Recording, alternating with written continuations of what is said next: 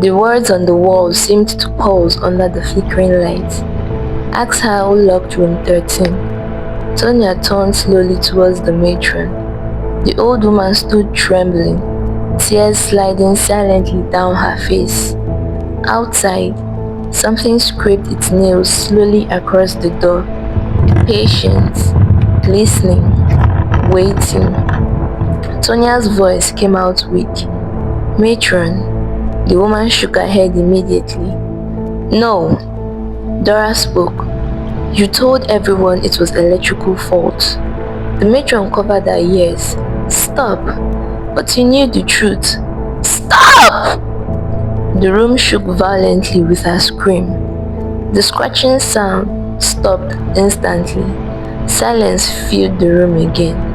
Tonya swallowed hard. What really happened that night? The matron stared at the floor for several seconds before finally speaking. There were 6 girls in room 13. Dora lowered her eyes slowly. We were preparing for exams, she whispered. The matron continued shakily. The hostel had strict rules. No candles, no cooking inside rooms. Tonya frowned. So how did the fire start? The woman looked toward Dora with deep guilt. One of the girls was using a small stove secretly.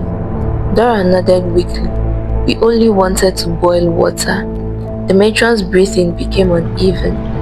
That night, one of the wardens smelled smoke during inspection. Tonya noticed her voice changing slightly, like someone reliving the memory. He threatened to report everyone inside the room. Dora's expression darkened, so he locked the door to teach us a lesson. Tonya froze. What? The matron finally looked up. He said he would come back after scaring you girls. Dora's eyes filled with tears, but the stove exploded before he returned. The room fell silent. Tonya whispered in horror. They were trapped. The matron nodded slowly. I heard the screaming. Dora covered her face, crying softly. We begged for help.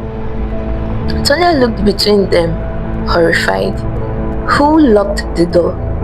The matron's lips trembled violently. Then quietly, my husband. The air inside the room became ice cold instantly. Outside the corridor, something slammed hard against the wall. Tonya jumped. The old warden, she whispered. The matron nodded quickly. He worked in the hostel before he died. Dora's voice sharpened suddenly. He didn't die! The matron looked up sharply. Dora's eyes burned with anger now. He killed himself after Father Benedict discovered the truth. Tonya felt sick, and everyone covered it up. The matron broke down crying. The university wanted silence. They feared scandal. Father Benedict tried to expose it, but... A loud crack interrupted her. The wall beside the door cracked. Black smoke seeped through the crack slowly. The creature was listening. Dora stepped back fearfully. Its nose was telling her. Tonya turned toward her. Why does the truth matter? Dora stared at her silently for a moment. Then, because the room isn't haunted by anger alone. The scratching outside resumed. Violent now. Fast. Dora's voice trembled. It's haunted by betrayal. The room lights dimmed again. The black smoke thickened near the wall crack. Then slowly, a face began pushing through the crack. Pale skin, black eyes. Tonya screamed.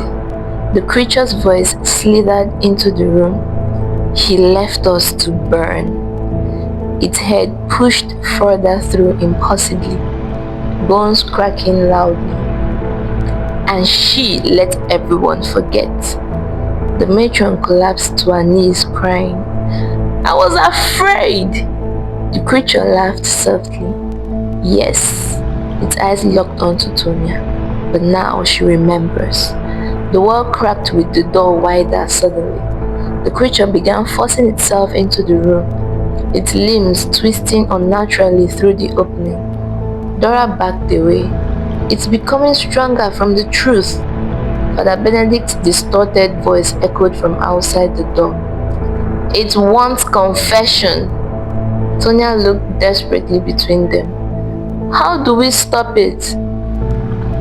Dora stared at the matron. She must finish the truth. The matron looked up suddenly, terrified. Ash began falling from the ceiling.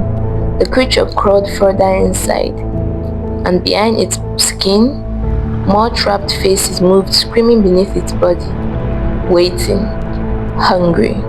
The matron whispered shakily, "There's one more thing I never told anyone." The creature stopped moving, smiling wider, interested. Dora's heart pounded. "What thing?" The matron looked directly at her, her voice barely a whisper. "One of the girls survived the fire."